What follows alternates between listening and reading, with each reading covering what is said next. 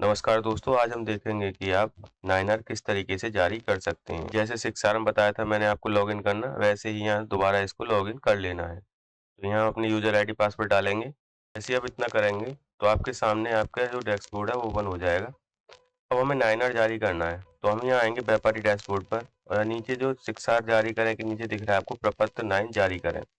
ठीक है, आपको इस पे सिंपली क्लिक कर देना है और यहाँ से क्लिक करने के बाद इस वाले ऑप्शन पे आना है, प्रपत्र 9 जारी करें 1 दिसंबर 2021 के बाद की स्टॉक से खारिज हेतु। ठीक है, तो आपको इस पे क्लिक करना है। ठीक, इस जैसे ही आप इस पे क्लिक करेंगे तो आपके सामने जो 9R का फॉर्म है वो ओपन हो जाएगा।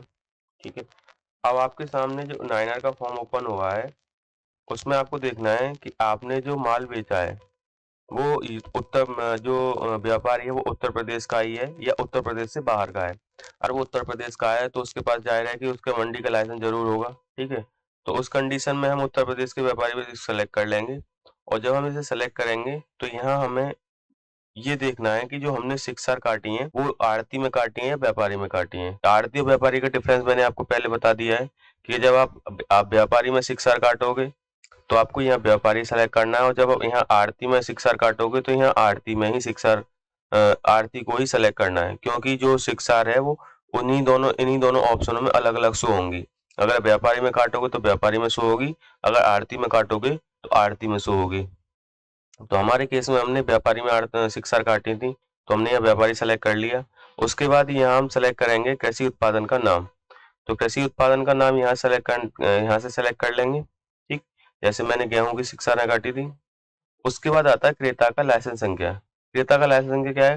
मान लो जो आप व्यापारी आपसे माल खरीद रहा है उसका लाइसेंस नंबर क्या है, तो उसका लाइसेंस नंबर जैसे आप यहाँ डालेंगे तो आपके सामने जो उसका जो क्रेता फर्म का नाम में चला है वो अपने आप यहाँ पर आ जाएगा। तो यहाँ पर आपको लाइसेंस नंबर डालना जरूरी है अगर वो उत्तर प्रदेश की मंडी का व्यापारी है तो। अगर आपने उत्तर प्रदेश का व्यापारी और यहाँ आपने लाइसेंस नंबर नहीं डाला तो वो माल उसके खाते में नहीं पहुंचेगा। हम यहाँ पर क्रेता का लाइसेंस नंबर डाल देते हैं। जब ये आप लाइसेंस नंबर यहाँ टाइप कर देंगे और अलग क्लिक कर देंगे तो उस फर्म का जो आपसे माल खरीद रही है उसका यहाँ जो क्रेता फर्म का नाम में दिला है अपने आप आ जाएगा। उसके बाद यहाँ से सेलेक्ट करना है निर्यातक विवरण वैकल्पिक, यानी कि आपने जब शिक्षा काटी होंगी तो आपके सामने ये ऑप्शन दिखाई दिए होंगे। ठीक है, तो जब जी ये जो ऑप्शन आपको दिखाई दिए थे तो आपने इनमें से किसको सेलेक्ट किया था? आपने 4 नन एक्सपोर्ट करा था या आपने 4 एक्सपोर्ट करा था? हमेशा याद रखना है जब मंडी पेड में शिक्षार कटती है तो यहाँ हमें 4 नन एक्सपोर्ट ही रहने देना है। केवल उस कंडीशन में इस ऑप्शन को छेड़ना है जब हमें निर्यात में शिक्षार काटनी होती है। जब हम निर्यात में शिक्षार काटते तो यहाँ 4 एक्सपोर्ट सेलेक्ट करते। अगर हमें मंडी पेड में ही शिक्षार काटी है तो हम यहाँ 4 नन एक्सपोर्ट को ही रहने देंगे। ठीक, उसके बाद स्टॉक का स्रोत चुने। स्टॉक के स्रोत में क्या है कि जब आपने शिक्षार काटी है तो प्रपत्र 6 से ही आपका स्टॉक का स्रोत होगा। अगर आपने माल बाहर से मंगाया है तो बाहर प्रवेश पर्ची द्वारा होगा। ठीक है, तो हमारे केस में क्या है कि हमने जो माल है वो हमारे पास शिक्षार के द्वारा आया है तो हमने यहाँ प्रपत्र 6 को सेलेक्ट कर लिया। उसके बाद ये कह रहा है वाहन के प्रकार। तो वाहन के प्रकार में क्या करना है कि आपको यहाँ पर सिंपली जो आपने माल भेजा है उसको यहाँ देख लेंगे। अब मंडी से आपने जो माल है वो मान लो ट्रक के द्वारा भेजा है।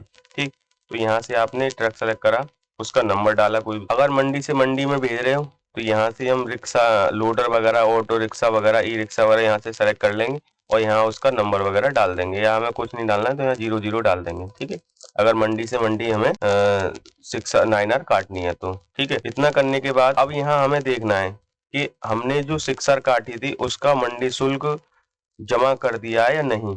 ये बता रहा है आपको शुल्क भुगतान की स्थिति। शुल्क भुगतान की स्थिति में क्या है कि आपने जो शिक्षार काटी है उनका जो मंडी शुल्क है वो जमा कर दिया है तो वो पेड में शो होगी। अगर आपने उसका मंडी शुल्क जमा नहीं करा है तो वो आपका यहाँ अनपेड में शो होगा जो स्टॉक है। ठीक है, हमारे केस में क्या है कि हमने मंडी शुल्क जो है उन शिक्षारों का जमा कर चुके हैं तो हमारा वो पेड में आएगा। तो हमने यहाँ पेड को सेलेक्ट करा और यहाँ से संरक्षित करें और आगे बढ़े पर क्लिक कर दिया। जैसे ही आप आगे इस पर क्लिक करके आगे बढ़ेंगे तो आपके सामने जो आपने शिक्षाएं काटी होंगी उनका जो स्टॉक है वो दिखने लगेगा। अब क्या करना है हमें कि हमें मान लो हमें बनानी है 50 कुंटल की 9R। ठीक, तो एक शिक्षार तो हमने ये ले ली, हमने इस शिक्षार का माल लेना है हमें।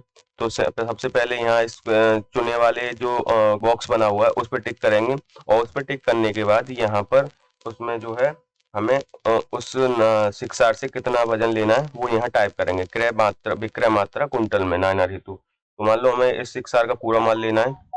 उसके बाद ये आ रहा है आगे, दूसरे वाले कॉलम को सेलेक्ट करेंगे। तो यहाँ से हम इसमें से इस शिक्षार का ही पूरा माल ले लिया। अब जो टोटल माल है वो हमारे यहाँ दिखा रहा है चयनित कुल मात्रा कुंटल में, कि आपका जो माल है वो इतना हो गया इस 9R के लिए।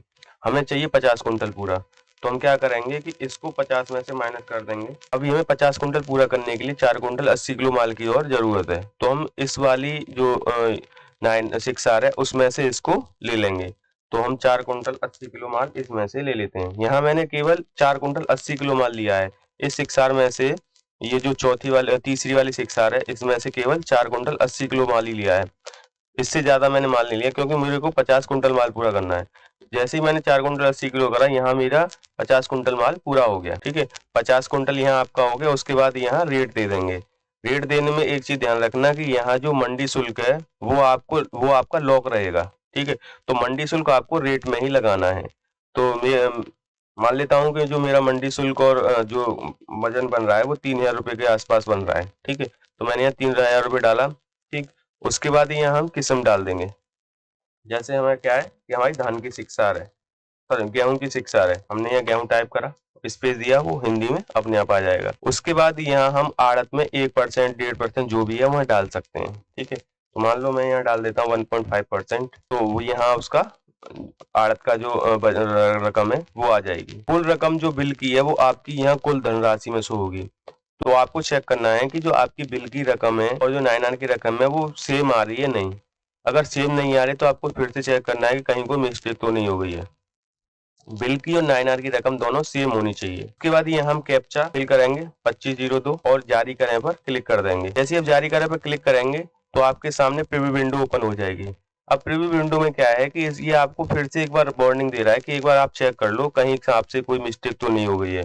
ठीक है, तो आप यहाँ से इसको एक बार देख लेंगे कि आपने जो वजन वगैरह और ये जो आपने रेट वगैरह डाले हैं ये सही डाले हैं या नहीं। आपने जो क्रेता फर्म का नाम वगैरह, नाम और लाइसेंस नंबर है वो ठीक है या नहीं। ठीक है, वो यहाँ से एक बार आपको फिर से देख लेना है और यहाँ हम जारी करें पर क्लिक कर देंगे। जैसे ही आप जारी करें पर क्लिक करेंगे तो आपको जैसे 6R में पूछता है कि आप प्रपत्र 9 जारी करना चाहते हैं। ठीक है, तो यहाँ से आप यहाँ पर क्लिक कर देंगे तो आपकी ये जो 9R है वो जारी हो जाएगी। आपकी 9R जारी हो जाएगी तो आपको कहाँ से मिलेगी, तो सिंपली आपको यहाँ आना है 9 जारी हो चुके प्रपत्र 9। यहाँ से हमें डेट सेलेक्ट करनी है, किस डेट में हमने काटा था, तो वो यहाँ से हमें दिखने लगेगी। अगर कहीं कोई परेशानी आती है तो मुझे कमेंट बॉक्स में कमेंट करके पूछ लेना। दोस्तों, अगर आप मेरे चैनल पर नए हैं तो चैनल को सब्सक्राइब करें और बेल आइकन को प्रेस करें जिससे कि आपको नोटिफिकेशन सबसे पहले मिले। मैं मंडी से संबंधित जानकारी आपको देता रहता हूँ।